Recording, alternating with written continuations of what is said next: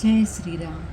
आज रामनवमी आहे, म्हणून आपण थोडंसं रामाचं सिंहावलोकन करू. कारण राम असे व्यक्ती आहे की त्या रामावर खूप काय बोलणार. असे महान चरित्र, महान असे राम आपल्या भारतभूमीवर होऊन गेले द्वापर युगात. आणि बघा, एखादी जर दोन व्यक्ती समोरासमोर भेटले तर आपण त्यांना काय म्हणतो, राम राम हो, म्हणजे माझ्या आतील राम तुमच्या आतील रामाला नमस्कार. तसंच एखादी संस्था जर आपण सुरू केली आणि ती जर चालत नसली तर आपण काय म्हणतो की राम भरोसे, म्हणजे भगवंताच्याच भरोशावर आम्ही ती संस्था ठेवलेली आहे. तसंच भगवंताचा जन्म केव्हा झाला, तर दुपारी 12 वाजता रणत्या उन्हामध्ये भगवंताचा जन्म झालेला आहे. ज्यावेळी आदी व्याधी उपाधी यांनी तप्त समाजाला शांती सुख देणारा प्रेम पवित्र प्रसन्नतेचा पुंज असा राम, अशा प्रभू रामचंद्राचं तेव्हा जन्म झालेला आहे दुपारी 12 वाजता. तसंच कौटुंबिक जीवन वाल्मिकींनी रामायण लिहिलं, तर हे रामायण व्हायच्या आधीच लिहिलं, कारण की वाल्मिक हा वाल्याकोळी होता. पण प्रभू रामचंद्राचा राम राम राम राम त्यांनी जप केला आणि त्यांनी ते वाल्मिकी रामायण आधीच लिहून ठेवलेलं होतं. असे प्रभू रामचंद्राचा नामाचा महिमा आहे.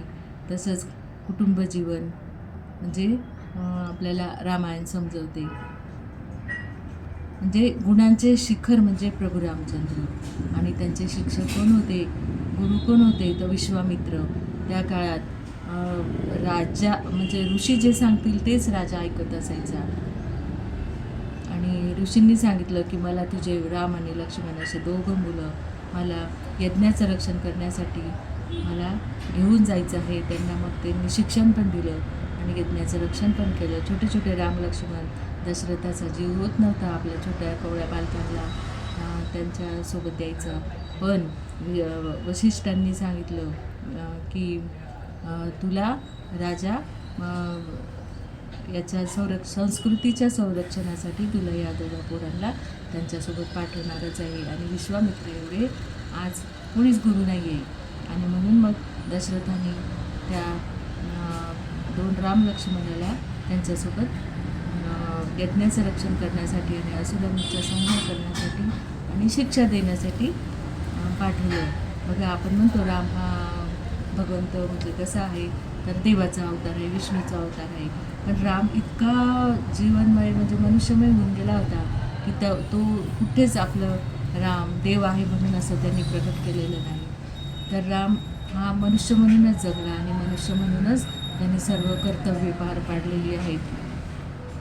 म्हणजे माणसाने जर ठरवलं तर मनुष्य पण नराचा नारायण होऊ शकतो. हे या रामाच्या चरित्रावरून आपल्याला त्यांचा आदर्श घेऊन आपण समजू शकतो.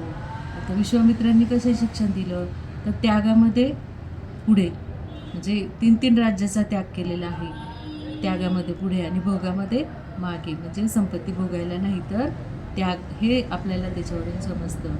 तसंच सकाळी 5 ते 7 हा सकाळी आपण म्हणतो ब्रह्ममुहूर्त म्हणजे काय, तर रामप्रहर. म्हणजे या 5 ते 7 या दरम्यान आपण कुठलंही गुणगान किंवा मग कुठली स्तुती किंवा ध्यान धारणा मेडिटेशन आपण हा प्रहर एकदम शुभ मानलेला आहे.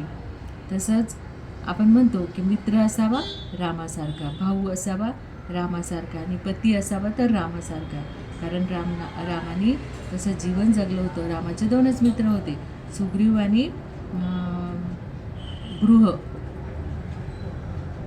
आणि भाऊ असावा रामासारखा, कारण लक्ष्मणावर पण तेवढंच प्रेम होतं आणि भरतावर पण त्याचं तेवढंच प्रेम होतं. जेव्हा कैकेयीने एवढा अट्टहास केला, वर मागितले, जेव्हा रामाला माहिती पडलं तेव्हा रामाने सांगितलं की माते, याच्यासाठी एवढा अट्टहास का केला, मला सांगितलं असतं तर मी गादीवर बसलो काय आणि भरत गादीवर बसला तर मला तेवढाच आनंद झाला असता. उगाच स्वतःला त्रास करून घेतला आणि वडिलांना पण त्रास दिला. वर मागायची काहीच गरज नव्हती. तसंच आपण गुढीपाडव्यापासून तर रामनवमीपर्यंत दररोज रामरक्षा म्हणतो आणि घराघरात रामाचे विचार नेतो. 9 दिवस जितेंद्र राहून वाणी आत्मा अधिक रामाला पवित्र करतो. आपलं मन हृदय आपण या नवरात्रामध्ये पवित्र करतो. तसंच आपण बघतो की भगवंतानी अशा महान कुलात जन्म घेतला, कारण तिथे रघु, अज, दिलीप, भगीरथ आणि दशरथ अशा 5-5 पिढ्या संस्कृतीचं काम करण्यासाठी झटल्या होत्या, आणि म्हणून भगवंतानी अशा रघुकुलातच जन्म घेतलेला आहे. तसंच मानवश्रेष्ठ राम, कारण आदर्श जीवन म्हणजे रामायण. आणि दशरथाचा पुत्र राम, तो म्हणतो की मी विष्णू नाही आहे, राम नाही आहे, मी भगवंत नाही, तर मी कोण आहे, तर मी दशरथाचा पुत्र आहे. आणि दशरथाला पण अशी व्यथा होती. आज आपण बघतो समाजामध्ये की वडिलांची तक्रार असते की मुलं आमचे ऐकत नाही, पण या रामायणामध्ये दशरथ सांगतो की काश माझ्या पोरांनी माझं ऐकलं नसतं, तर मला जेलमध्ये टाकून राज्य केलं असतं तरी चाललं असतं. पण राम हा आज्ञाधारक, आज्ञेचं पालन करणारा आहे. दशरथ सांगतो की तू जाऊ नको, तू राजगादीवर बस. तेव्हा तो म्हणतो की तुम्ही तुमच्या आज्ञेचं पालन करा आणि मी माझ्या आज्ञेचं पालन करतो. म्हणजे ऋषींनी सुद्धा सांगितलं की काही हरकत नाही, नको जाऊ वनात, पण तरी पण त्यांनी सांगितलं की नाही, पितृआज्ञा म्हणजे मोठ्यांची आज्ञा मानणं म्हणजे किती आपल्याला याच्यामधून आदर्श पाहायला मिळतो, मानवासाठी आदर्श. तसंच आपण बघतो की सुग्रीव आणि वालीनी या म्हणजे सुग्रीवाचं राज्य हिरावून, त्याची पत्नी हिरावून आणि राजगादीवर बसला होता, तेव्हा रामाने वालीचा वध केलेला आहे. आणि जेव्हा म्हणजे यांच्यामध्ये असा करार झाला होता की मी तुला राज्य मिळवून देतो, पण नंतर मग सीतेच्या शोधाला मी मदत करेल. आणि जेव्हा सुग्रीव स्वस्त बसतो, कारण की पावसाळ्याचे दिवस असतात आणि सुग्रीवाला असं वाटते की पावसाळा थांबला तरी पण तो लोकांना पाठवलेलं असतं त्यांनी, त्याच्या माणसांना सीतेचा शोध घ्यायला, पण मग नंतर जाऊ. आणि रामाला असं वाटतं की हा स्वस्त बसला आहे, म्हणून राम चिडतात आणि म्हणतात की सुग्रीवाला जाऊन सांग की वाल्ली गेला आहे, तो रस्ता अजून बंद झालेला नाही आहे. म्हणजे माणसासारखाच क्रोधसुद्धा रामाला आलेला आहे. आणि सीतेचा विवर प्रवेश आपण बघतो की सीतेचा जन्म कसा केला, तर सीता ही अयोनीच ठेवलेली आहे, कारण हे सीतेसारखं रत्न हे भगवंताचं रत्न आहे. आणि ऋषींनी ते अयोनीच ठेवलेलं आहे, कारण तिच्या आईवडिलांचा जन्म झालेला नाही आहे. आणि अशा सीतेला पेटीमध्ये जमिनीमध्ये सापडलेली आहे, आणि ती सीता जनक राजाने तिला लहानाचं मोठं केलेलं आहे, अशी ती सीता. म्हणजे याची पराकाष्ठा म्हणजे रामा इतकी स्वार्थ त्यागाची पराकाष्ठा आपल्याला कुठेच पाहायला मिळणार नाही. राज्याभिषेक, कारण की राज्याभिषेकाच्या वेळेस तर एका मुखाने सगळ्यांनी सांगितलं होतं की आम्हाला रामच 101% आम्हाला रामच हा राजा म्हणून पाहिजे. आणि दुसऱ्या दिवशी वनगमन होतं, तेव्हाही आपल्याला माहिती आहे की संपूर्ण अयोध्या प्रभू श्री रामचंद्राच्या सोबत वनात जायला निघतात, कारण की सगळ्यांचं प्रेम एवढं रामावर असतं की ते म्हणतात की आम्हाला अयोध्या नको, जिथे राम जाईल तिथे आम्ही अयोध्या उभी करू. आणि आम्हाला म्हणजे मागे हटायलाच का उपयोग तयार नसतात. सगळं अयोध्या रामासोबत वनात जाते.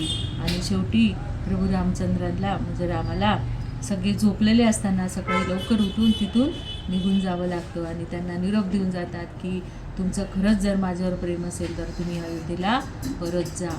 आणि ते सगळे सांगतात की निर्मनुष्य अयोध्येमध्ये करू द्या कैकेयीला राज्य, भरताला राज्य, पण आम्ही जिथे राम असेल तिथेच जाऊ. म्हणजे केवढं अलौकिक प्रेम आपल्याला रामावर,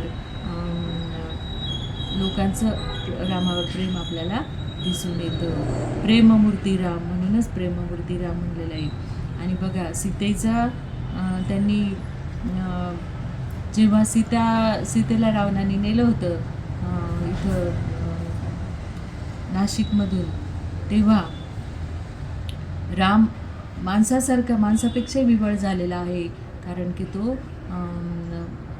स्वतःचं देवत्वच विसरून गेला होता आणि तो वृक्षाला विचारत होता की तुम्ही माझी सीता पाहिली का, तुम्ही माझी सीता पाहिली का, सीते सीते कुठे गेली सीता, म्हणजे असा आक्रोश करत होता. असे राम आपल्याला पाहायला मिळतो. आणि आपल्याला सगळ्यांना माहिती आहे की रामायणामध्ये सांगितलं आहे की सीता ही तिची पडछाया होती, कारण अग्नीने तिला मूळ सीतेला लपवून ठेवलं होतं आणि पडछाया तिची रावणासोबत गेली होती.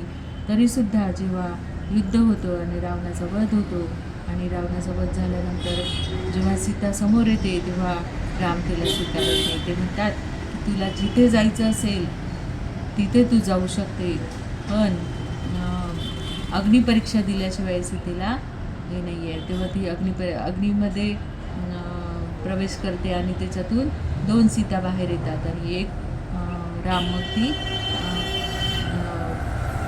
सीतेला ओळखतो आणि तिची पडछाया मग ती म्हणते की मी आता माझ्याशी लग्न करा. तेव्हा राम म्हणतो की आता या जन्मात तर मी एक वचनी, एक पत्नी, एक पाणी आहे, तर मी पुढच्या जन्मात कलियुगामध्ये मी तुझ्याशी लग्न करेल. आणि तीच म्हणजे